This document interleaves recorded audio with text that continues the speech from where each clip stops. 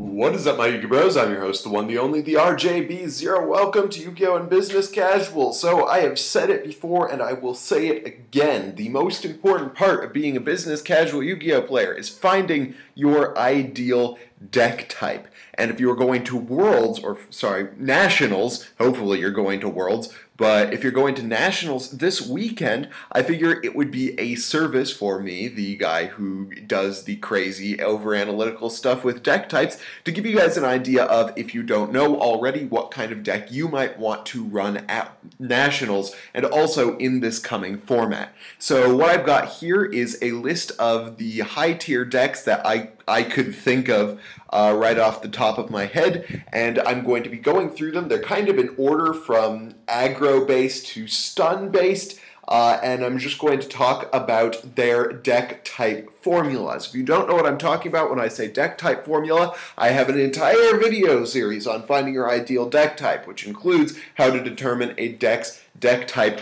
formula. So if you want to understand what's going on in this video, you should definitely check that out. I will link the playlist in the description below. Let's get down to business. Starting on the aggro side, we have probably the most aggro deck of our time, which is Lightsworn. I'm fairly certain that Lightsworns are almost pure aggro. Like, they hardly have a secondary strategy. They have, like, some control elements with removal with, like, Lila and Michael, but they are almost pure aggro. So if you want a really aggro deck, this or maybe Dragon Rulers or Mermails may be the way for you to go. This just basically has no other way to go besides aggro. It is a very toolboxy deck, as the vast majority of these are. It is not, however, very combo dependent, which is really nice for a player who doesn't want to have to worry about a bunch of messy different plays. You just have a very clear path to go down with this. It really, it's very card-based. You put single cards on the board, and each one of them activates and does things on their own. You don't have to worry about combining them. So it's a rare instance of a very toolboxy deck that is also not very combo-based. It is highly aggro, almost pure aggro, so that is what you might want to go with if you are a really aggro player. Another possibility for an aggro player is Mythic Rulers. Mythic Rulers have this really interesting thing where they go back and forth between being like crazy aggro, almost pure aggro with a little bit of control element to them, to being this very balanced aggro stun variant. I think we're going to see the aggro stun variant more post-Duelist Alliance than we are going to see them at Worlds. Because post-Duelist Alliance, you're going to be seeing a lot of use of Quackimero Drago and Skill Drain and things like that. But this format, it's almost all aggro with a little bit of control. It's a lot more combo-based than the Lightsworn are, in part because you just have to be able to use, make optimal use of your Dragon Rulers, banishing monsters, and making sure that you have the right combo pieces available in your graveyard to make your plays. But overall, it's fairly card-based. It's also highly toolboxy, got the same kind of mill mechanics that you use with Lightsworns to a lesser degree. So this is another deck you might want to go for if you want something a little more combo-based that takes a little bit more complex thought to it, and maybe has some stun or control elements to it as well. If you want to make those big soul charge plays, this is another great deck to go with. If you want to go even more combo-based, even more complex, you can go to Mermails, which are almost perfectly balanced between aggro and control. Their counterpart is kind of is Sylvan's, and I'll get to that in a second.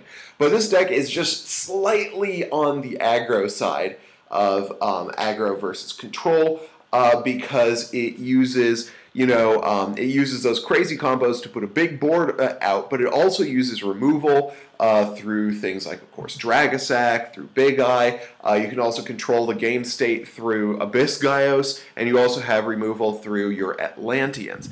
But this deck is extremely combo-based. You basically can't do anything with this deck unless you combo, kind of similar to our next deck, Infernity, but it's really crazy toolboxy. If you want a really challenging deck to take to Nationals, this is really one to go with. It's one of my favorites of all time. So if you want an aggro control toolbox, very combo-based deck, this is one for you to go with. So here we've got an aggro stun toolbox and highly combo-based deck. The reason why this is even behind Mermails, which almost have the perfect balance between aggro and control, is because whether or not this deck is aggro or stun really depends on whether or not it goes first. If it goes first, it's really stun based because you set out that huge field of aggro that your opponent can't get around. If it goes second, it's really aggro based because it goes for the OTK. So it really depends on the die roll essentially whether or not this deck is an aggro or a stun deck. So it can swap between the two, but it has the ability to do both. It is a very, very combo-based deck. Like, if you don't have combo pieces, you lose the game unilaterally with this deck, which makes it really tough, possibly even more tough than Mermails to run. And it is also very toolboxy. Like I said, the majority of these decks you're going to be seeing this format are toolbox decks. Then you have Girgia, which are actually a really interesting deck because they used to be very control-based. But they are now extremely aggro, even without the Karakuri engine in them. They are even more toolboxy. They're a little slower than these other decks, except maybe Dragon Rulers, but they're really worth it. Even after the format change, you're going to be seeing a lot of the use of the Karakuri Girgia variant. So if you want a deck that is fairly linear, that also has kind of the toolboxy aggro combo-based stuff that these other two decks really do. This is a really good one to go with. It's crazy consistent. It's basically been the best deck of the format so far. And then we have Sylvans, moving more into the control-based area. So Sylvans are a control aggro toolbox combo-based deck. Very, very combo-based, almost as combo-based as Infernities, since if you don't have your multiple combo pieces, you really do lose because none of these cards can do anything on their own. The real reason why they're why I say that they are more I'm mixing up my parts of the playstyle.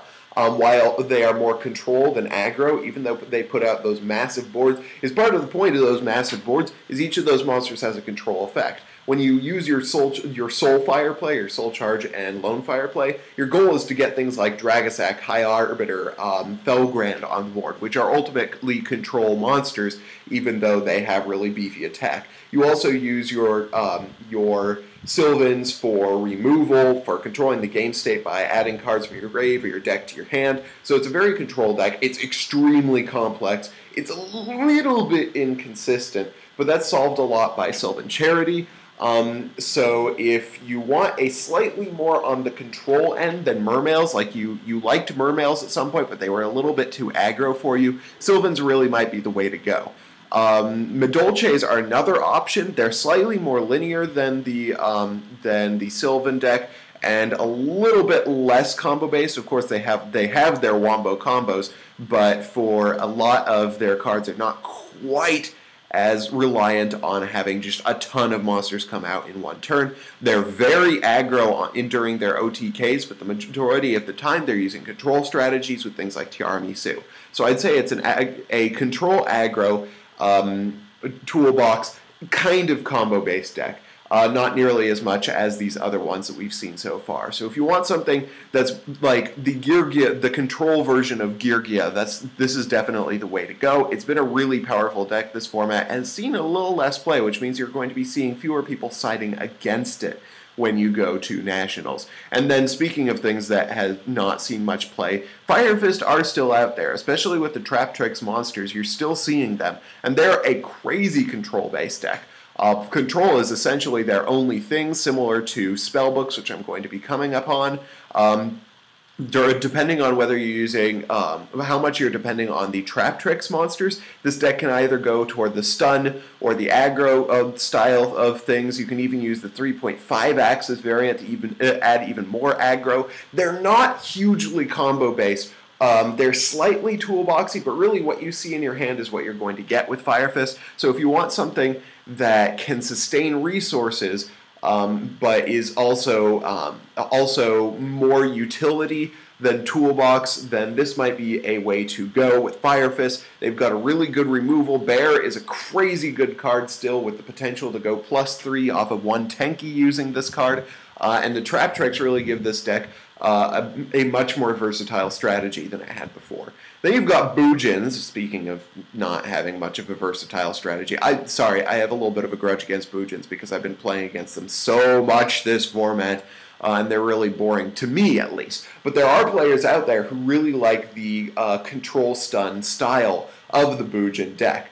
Their control aspect comes from their Bujingis, which allow you to control the game state by deciding when your monsters get destroyed, if your opponent can target a monster. They really control the battle phase. That's something that they really do. So they're a very control-based deck, but they also have a really strong stun secondary strategy through Kaiser and Emptiness. So if you want a deck that's very, very stun and control at the same time, they've got a really nice balance where you can control the game state while stopping your opponent's plays. This is a deck to go to.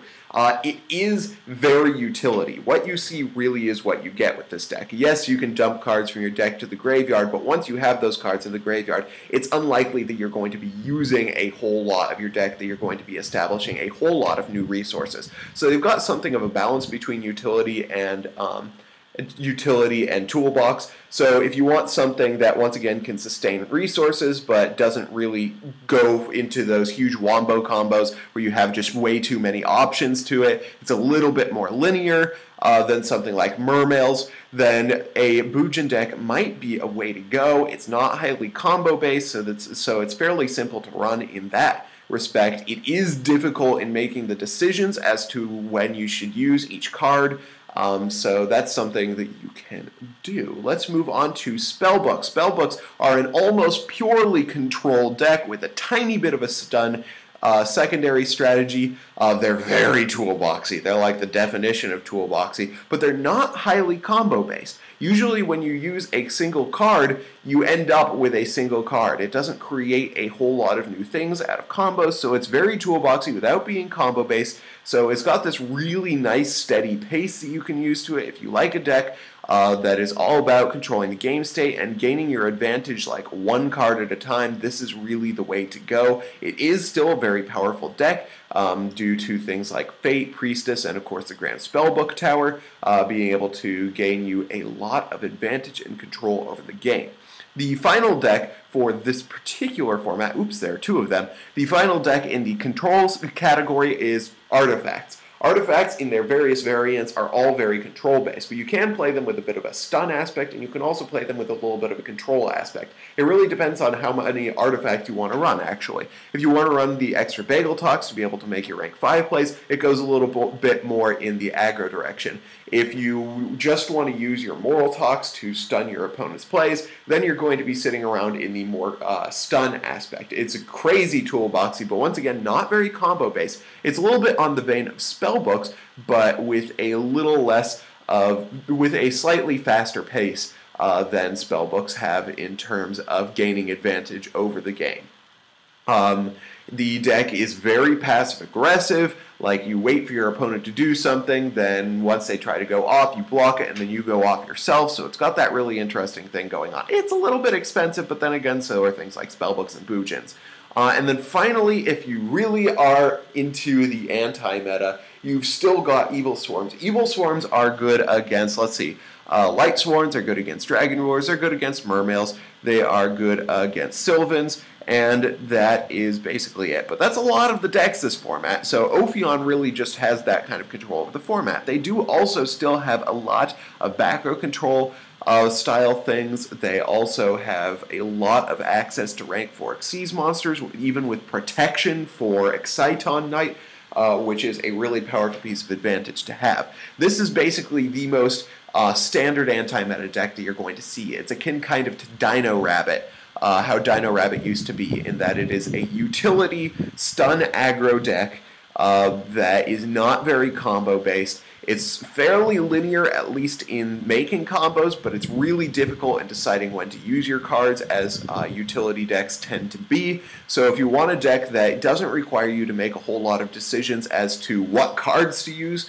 and rather as to when to use your certain cards, this is a great deck to go for. For you stun players out there, this is really your go-to deck for the format. And then later on, I think that I will wait to talk about these 3 decks for for another time. But I hope you guys liked this video. If you did, hit that thumbs up button. If you didn't, let me know in the comment section below, and I will be coming at you guys with some cool new side deck cards that you can play against all of these decks in the coming videos in Techs and Decks Week. So I hope you guys liked this video. If you did, hit that thumbs up button. If you didn't, let me know why in the comment section below. And of course, subscribe for more decks discussion and analysis.